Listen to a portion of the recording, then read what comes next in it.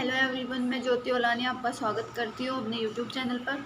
Friends, कल हमने पढ़ा था वाटसन एंड क्रिक का मॉडल, डीएनए का वाटसन एंड क्रिक मॉडल। ठीक है, उसके बाद में आपका टॉपिक है न्यूक्लियोसोम मॉडल। अब इसमें हम पढ़ते हैं न्यूक्लियोसोम मॉडल होता क्या है रियल में। ये आपको पहले पता होना चाहिए कि न्यूक्लियोसोम होता क्या है। ठीक है, देखिए, किसी भी व्यक्ति में इतना डीएनए होता है कि पूरी पृथ्वी के 4 चक्कर लगाए जा सके। मतलब जो हमारे शरीर में डीएनए होता है वो इतनी लंबी एक धागेनुमा संरचना होती है कि पूरी पृथ्वी के 4 चक्कर लपेट सकते हैं उससे। इतना लंबा डीएनए और छोटे से केंद्रक में कैसे आएगा? उसके लिए कुछ तो किया जाता होगा। इसके लिए किया जाता है कि इतना डीएनए होने के कारण यह कॉइलिंग या पैक्ड कंडीशन में रहता है। ठीक है, मतलब डीएनए की जो लड़ी है वो आपस में गोल गोल कॉइलिंग, मतलब गोल गोल एकदम पैकेजिंग हुई रहती है। ठीक है, जिसे डीएनए पैकेजिंग कहते हैं। ठीक है, डीएनए पैक रहता है, कॉइलिंग फॉर्म में होता है, तो उसको क्या बोलेंगे? DNA packaging.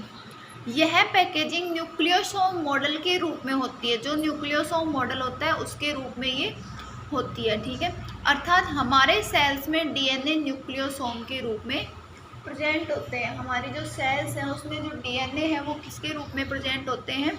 न्यूक्लियोसोम के रूप में। ठीक है, तो इसको हम या तो न्यूक्लियोसोम मॉडल बोल सकते हैं या फिर डीएनए की पैकेजिंग बोल सकते हैं। ठीक है, तो कंफ्यूज नहीं होना। अब देखिए, इसमें देखिए, अब हम पढ़ते हैं डीएनए पैकेजिंग के बारे में। पैकेजिंग ऑफ डीएनए, इसमें क्या है? Size of DNA. डीएनए का साइज क्या होता है? 2.2 मीटर। ठीक है, और साइज ऑफ न्यूक्लियस, केंद्रक का साइज क्या होता है? 10⁻⁻6 मीटर। इतना बड़ा डीएनए, 2.2 मीटर का जो डीएनए है, ये इसकी लंबाई है और ये न्यूक्लियस का व्यास होता है। ठीक है, तो अब न्यूक्लियस में 2.2 मीटर का केंद्रक किस तरीके से आएगा? नहीं आ सकता ना। तो अब देखिए, इसके बाद में किस तरीके से सेट होगा ये होगा इस आधार पे सेट होगा, न्यूक्लियोसोम मॉडल के रूप में सेट होता है ये। ठीक है, इसकी पैकेजिंग होती है इस तरीके से, ये अपने आप को पैक करता है कि केंद्रक में आसानी से ये समा सके। ठीक है, ये डायमीटर ऑफ डीएनए, डीएनए का जो व्यास होता है, जो उसकी ये श्रृंखला होती है डीएनए की, उसका जो ये वाला सिरा है, ये पूरा इसका व्यास होता है ना, केंद्रक का पूरा त्रिज्या का दुगना व्यास होता है। तो ये जो इसकी चौड़ाई हो गई इस सिरे की, वो होती है 2 नैनोमीटर। ठीक है, इसके आगे हम पढ़ते हैं DNA have negative charged and histone have positive charge। इसका मतलब देखिए, डीएनए नेगेटिव चार्ज होने के कारण पॉजिटिव चार्ज हिस्टोन्स के साथ बंध बनाता है। अब ये तो पता ही है, नेगेटिव चार्ज हमेशा पॉजिटिव चार्ज की तरफ अट्रैक्ट होता है और बॉन्ड बनाता है। ठीक है, तो डीएनए पर नेगेटिव चार्ज होता है और हिस्टोन पर पॉजिटिव चार्ज होता है। डीएनए का नेगेटिव चार्ज हमने आपको पिछली वीडियो में बताया था कि डीएनए पे नेगेटिव चार्ज कैसे होता है। ठीक है, अब देखिए, हिस्टोन्स बेसिक प्रोटीन होते हैं जो लाइजिन एवं आर्जिनिन एमिनो एसिड से मिलकर बने होते हैं। हिस्टोन क्या होते हैं? प्रोटीन्स होते हैं जो लाइजिन एवं आर्जिनिन अमीनो एसिड से मिलकर बने हुए होते हैं। अब ये अमीनो एसिड से मिलके बने हुए होते हैं, और अमीनो एसिड्स कैसे होते हैं? पॉजिटिव, क्योंकि इनमें अमीनो ग्रुप होता है और अमीनो ग्रुप पॉजिटिव होता है, जिसके कारण हिस्टोन को पॉजिटिव चार्ज, हिस्टोन के ऊपर पॉजिटिव चार्ज आ जाता है। ठीक है, अब हिस्टोन कौन कौन से प्रकार के होते हैं? हिस्टोन 5 प्रकार के होते हैं। मेनली हिस्टोन कितने प्रकार के होते हैं? 5 प्रकार के, 5 टाइप्स के होते हैं। इसमें देखिए, फर्स्ट होता है H1 और H5। ये चाहे इसको H1 बोल दो चाहे H5 बोल दो, कहीं पे H1 भी लिखा आ सकता है, कहीं पे H5 भी लिखा हुआ आ सकता है, ठीक है। तो कंफ्यूज नहीं होना है इसमें। दूसरा है H2A, तीसरा है H2B, ये है, फोर्थ है H3 और फिफ्थ है H4, ठीक है। अब देखिए जो ये हिस्टोन प्रोटीन होते हैं ये किस तरीके से ये हिस्टोन मतलब सेट होके रहते हैं, किस तरीके से रहते हैं। ये हिस्टोन प्रोटीन ऑक्टामर के रूप में अरेंज होते हैं। ऑक्टामर मतलब जो ऑक्टामर क्या होता है, कोई भी 8 वस्तुओं का समूह हो, 8 अणुओं का समूह हो, उसे बोलते हैं ऑक्टामर, ठीक है। इसके बाद में देखिए कैसे सेट रहते हैं, ये बन गया ऑक्टामर। तो सारे जो भी प्रोटीन हैं ये 2-2 करके बनाए हुए हैं, H2B, H2B, H4, H4, H3, H3, H2A, H2A, सारे हो गए। और ये सब कैसे बने हैं, 2-2 करके इनके जोड़े बना दिए, तो कितने हो गए ये 8, 1 2 3 4 5 6 7 8 हो गए। तो 8 प्रोटीन्स के समूह को क्या बोलेंगे, हिस्टोन प्रोटीन्स के समूह को ऑक्टामर बोलते हैं, ठीक है। और जो ये ऑक्टामर होते हैं, ये 8 जो एक जगह अरेंज हो रखे हैं, इनके चारों तरफ कोर हिस्टोन पाया जाता है, या फिर हिस्टोन, ये कोर हिस्टोन पाया जाता है इनके चारों तरफ, ठीक है। तो यहाँ दिखाते तो थोड़ा अच्छा सा नहीं लगता, इसलिए इसको अलग से दिखाया गया है कि इनके चारों तरफ एक गोल संरचना हिस्टोन कोर पाई जाती है। अब देखिए एक चीज़ इसमें नोटिस कीजिए, इसमें ना तो H1 है और ना ही H5 है। तो इसका मतलब जब हिस्टोन प्रोटीन्स ये अरेंज करते हैं एक साथ, तो उस टाइम H1 कहीं भी नहीं होता, ठीक है। कोर हिस्टोन में H1 या H5 नहीं पाया जाता, ठीक है। तो फिर H1 और H5 का कार्य क्या होगा, तो H1 और H5, H1 या फिर बोलते हैं अपन H5, तो इसका कार्य आगे बताएंगे। देखो DNA कोर हिस्टोन के चारों ओर रैप्ड होता है। जो ये कोर हिस्टोन होता है उसके चारों तरफ लिपटा हुआ होता है, ठीक है, इसलिए बोलते हैं कोर हिस्टोन। और इसके चारों तरफ ये सारे मिलके क्या बना लेंगे, गोल जैसी संरचना, और इसके चारों तरफ DNA लिपटा हुआ होता है, ठीक है। अब देखिए आगे देखते हैं हम, ये न्यूक्लियोसोम की स्ट्रक्चर है, कैसे लिपटा हुआ होता है वो देखिए। ये एक DNA जैसी संरचना है, ठीक है, पूरी ये DNA की संरचना है, जो श्रृंखलाएं होती है DNA की, ठीक है। अब उसमें देखिए ये हो गए कोर हिस्टोन्स। ये कोर हिस्टोन्स पाए जाते हैं जिसपे ये जो DNA है वो आवृत होता है या फिर लिपटा हुआ होता है, ठीक है। ये आपको दिख रहा है, मतलब इसके ऐसे घूम के आया हुआ है, ठीक है। ये अब देखिए यहाँ पे हमें देखने को मिल रहा है H1। तो ये H1 हिस्टोन प्रोटीन का कार्य क्या होगा, 2 कोर हिस्टोन प्रोटीन्स को आपस में कनेक्ट करने का या लिंक करने का, या फिर ऐसे बोल सकते हैं कि इनको जोड़ने का कार्य किसका होता है, H1 का। इसको लिंकर DNA भी बोलते हैं, ठीक है। देखिए जहाँ जहाँ भी ये हिस्टोन प्रोटीन जुड़े हुए हैं DNA से, या फिर ऐसे बोल सकते हैं हिस्टोन प्रोटीन पर जहाँ जहाँ ये DNA लिपटा हुआ है उसके आगे H1 पाया जाता है, और H1 का कार्य है इनको यहाँ से जोड़े रखना, ठीक है। तो ये होता है लिंकर DNA।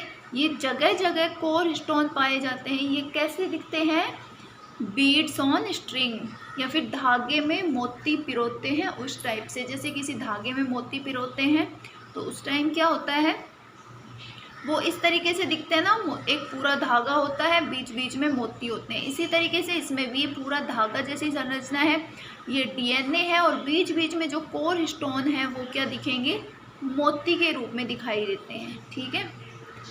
आगे देखते हैं, H1 को लिंकर DNA भी कहा जाता है क्योंकि यह 2 कोर हिस्टोन्स के बीच में उपस्थित होता है, ये मैंने बताया ही था अभी। आगे देखिए न्यूक्लियोसोम, इसकी जो लंबाई होती है न्यूक्लियोसोम की वो कितनी होती है, 10 नैनोमीटर लंबाई होती है ये, ठीक है। इसको जब कंडेंसेशन करते हैं उसके बाद में क्या मतलब इसको और ज़्यादा संघनित या फिर इसको आपस में संघनित किया जाता है, और ज़्यादा रैप्ड किया जाता है या छोटा किया जाता है मोड़ तोड़ के, ऐसे उसको बोलते हैं कंडेंसेशन। उसके बाद में ये बनाता है सोलेनोइड, ठीक है। सोलेनोइड का डायमीटर क्या होता है 30 नैनोमीटर। न्यूक्लियोसोम की लंबाई है और ये इसका सोलेनोइड का डायमीटर है, ठीक है। उसके बाद में और इसको कंडेंसेशन किया जाता है, तो क्या बनता है क्रोमेटिन फाइबर, ठीक है। क्रोमेटिन फाइबर्स का ये क्या होता है 200 नैनोमीटर। अब देखिए क्रोमेटिन फाइबर 200 नैनोमीटर का होता है। अब इसकी स्ट्रक्चर देखते हैं क्रोमेटिन फाइबर की। ये होता है क्रोमेटिन फाइबर, ये ऐसा होता है जैसे हम फिजिक्स में पढ़ते हैं ना प्रतिरोध वगैरह, उसमें तो ये एक तार होता है, बीच में प्रतिरोध जैसी संरचना होती है और फिर एक सिंपल डोरी और फिर बाद में दोबारा प्रतिरोध जैसा और फिर तो ये प्रतिरोध नहीं होता, इसको बोलते हैं हेटेरोक्रोमेटिन। जो क्रोमेटिन कुछ क्रोमेटिन एक सीधी रस्सी के जैसे होते हैं और बीच बीच में ये संघनित हो जाते हैं या आपस में जॉइंट हो जाते हैं, सिकुड़ जाते हैं, उनको बोलते हैं हेटेरोक्रोमेटिन, ठीक है। उसके बाद में इनके बारे में पढ़ते हैं। और जो ये सीधी श्रृंखला होती है जो बिना मुड़े हुए होती है इसको बोलते हैं यूक्रोमेटिन, ठीक है। लेस कंडेंसेशन, ये कम संघनित हुई होती है और ये ज़्यादा। ये फाल्स क्रोमेटिन होते हैं, मतलब झूठे प्रकार के होते हैं। और ये ट्रू क्रोमेटिन सत्य प्रकार के क्रोमेटिन होते हैं। ये जेनेटिकली इनएक्टिव होते हैं, ये कोई एक्टिव नहीं होते, इनका कोई कार्य नहीं हो सकता। जो एक्टिव नहीं होगा वो कोई कार्य का नहीं होगा, ठीक है। ये जेनेटिकली एक्टिव होते हैं, ठीक है। एक्टिव होने का मतलब ये आनुवंशिक पदार्थों के स्थानांतरण में भी भूमिका निभाएंगे। दूसरा है हाईली कॉइल्ड, बहुत ज़्यादा कॉइल्ड हुए रहते हैं, बहुत ज़्यादा ये आपस में मुड़े हुए होते हैं, ठीक है। लेस कॉइल्ड, ये मुड़े हुए नहीं होते हैं, बहुत कम ना के बराबर मुड़े हुए होते हैं। ये डार्क स्टैंड, जब इन पे स्टैंड किया जाता है तो ये डार्क होते हैं और ये हल्के रूप में होते हैं, ठीक है। इसके बाद में 70% ऑफ टोटल क्रोमेटिन, ये होते हैं 70%, इनका जो अनुपात होता है वो होता है 70:30। ये पूरे जो क्रोमेटिन फाइबर होता है पूरे में ये होता है 70% और ऐसा होता है 30% जो आगे अगली पीढ़ी में गुणसूत्रों को ले जाने में सहायक होता है, ठीक है। ये होता है 30% ऑफ टोटल क्रोमेटिन, ठीक है। इसके आगे हम देखते हैं क्रोमेटिन फाइबर के आगे क्या देखेंगे। क्रोमेटिन फाइबर को और ज़्यादा कंडेंसेशन करते हैं तो क्या बनता है क्रोमेटिड्स बनते हैं। और क्रोमेटिड्स का डायमीटर क्या होता है, क्रोमेटिन फाइबर का डायमीटर कितना बताया था हमने 200 नैनोमीटर बताया था, ठीक है। ये डायमीटर होता है, लेंथ नहीं होती, ठीक है। तो ये 200 नैनोमीटर बताया था। उसके बाद में क्रोमेटिड्स, इनका डायमीटर कितना होता है 700 नैनोमीटर, मतलब घटता जाता है धीरे धीरे। इसके बाद में और ज़्यादा कंडेंसेशन करते हैं तो क्या बनते हैं क्रोमोसोम्स। ये क्रोमेटिड्स होते हैं, पहले ये ऐसे होते हैं, उसके बाद में ये ऐसी संरचना बना लेते हैं, बीच में ये बिंदु होता है क्रोमेटिड्स। फिर उसके बाद में क्रोमोसोम कैसे होंगे, दो क्रोमेटिड्स आपस में मिलके क्रोमोसोम बना लेते हैं, ठीक है। और जो ये बीच का होता है बिंदु इसको बोलते हैं सेंट्रोमियर, क्योंकि ये बीच में होता है सेंटर में। और इसका डायमीटर क्रोमोसोम जो लास्ट में बनता है इसका डायमीटर कितना होता है 1400 नैनोमीटर। अब देख लो शुरू कहाँ से हुआ था हमारा, ये हुआ था 10 नैनोमीटर से, लंबाई थी इसकी 10 नैनोमीटर और इसका डायमीटर था सोलेनोइड का 30 नैनोमीटर। 30 नैनोमीटर से ये घटता घटता और कहाँ चला गया 1400 नैनोमीटर तक। ठीक है। Metaphase stage of cell division में दिखाई देता है। ये कौन सी स्टेज में दिखाई, जब सेल डिवीजन होता है तो उसके कौन सी स्टेज पे दिखता है, ये मेटाफेज में। ठीक है। Chromatin fibre has histone DNA. जो क्रोमेटिन फाइबर्स होते हैं उनके पास होता है हिस्टोन और डीएनए, लेकिन क्रोमेटिड्स बनाते समय कुछ नॉन हिस्टोन प्रोटीन्स भी आ जाते हैं। जो क्रोमेटिन फाइबर होते हैं, ये जो क्रोमेटिन फाइबर है, इनके पास होते हैं डीएनए और हिस्टोन प्रोटीन, लेकिन जब कंडेंसेशन के बाद में क्रोमेटिड्स बनते हैं तो कुछ नॉन हिस्टोन प्रोटीन या फिर नॉन हिस्टोन प्रोटीन्स क्या होते हैं बताएंगे, वो आप और आके मिल जाते हैं। ठीक है। अब देखिए नॉन हिस्टोन प्रोटीन्स क्या होते हैं, मतलब डीएनए तो नहीं होता पर उससे सिमिलर कुछ होते हैं, जैसे DNA polymerase, RNA polymerase, enzymes of DNA repairing replication enzyme of DNA. तो कौन कौन से होते हैं नॉन हिस्टोन प्रोटीन, तो DNA polymerase, RNA polymerase, enzyme of DNA repairing. DNA, जब डीएनए कार्य करता रहता है, हमारे शरीर में कुछ ना कुछ बनता रहता है, डीएनए को क्षति पहुंचती रहती है, तो उनको सुधारने का, उनको रिपेयर करने का कार्य भी रेगुलर चलता रहता है, और रेप्लिकेशन का कार्य भी चलता रहता है, रेप्लिकेशन एंजाइम ऑफ डीएनए। ये सब होते हैं नॉन हिस्टोन। अब इसको हम शॉर्ट में समझते हैं। शॉर्ट में कैसे समझ सकते हैं, देखिए डीएनए 2 नैनोमीटर डायमीटर होता है डीएनए का। उसके बाद में कंडेंसेशन होता है तो न्यूक्लियोसोम बनता है 10 नैनोमीटर का। उसके बाद में फिर से क्या बनता है, सोलेनॉइड जो 30 नैनोमीटर डायमीटर होता है। उसके बाद में क्रोमेटिन फाइबर बनते हैं जो 200 नैनोमीटर के होते हैं। उसके बाद में क्रोमेटिड्स बनते हैं जो 700 नैनोमीटर के होते हैं, और क्रोमोसोम बनते हैं वो 1400 नैनोमीटर, और ये हमारी डीएनए पैकेजिंग के रूप में मिलता है। ठीक है। तो फ्रेंड्स ये टॉपिक यहीं ख़त्म होता है। आई होप आपको ये समझ में आया होगा अच्छे से।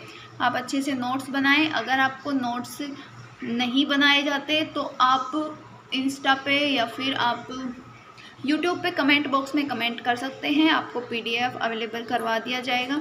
ठीक है फ्रेंड्स, आगे हम पढ़ेंगे जो भी इसमें अगला टॉपिक है वो हम आपको अभी अगले वीडियो में बताएंगे। तब तक थैंक यू फ्रेंड्स।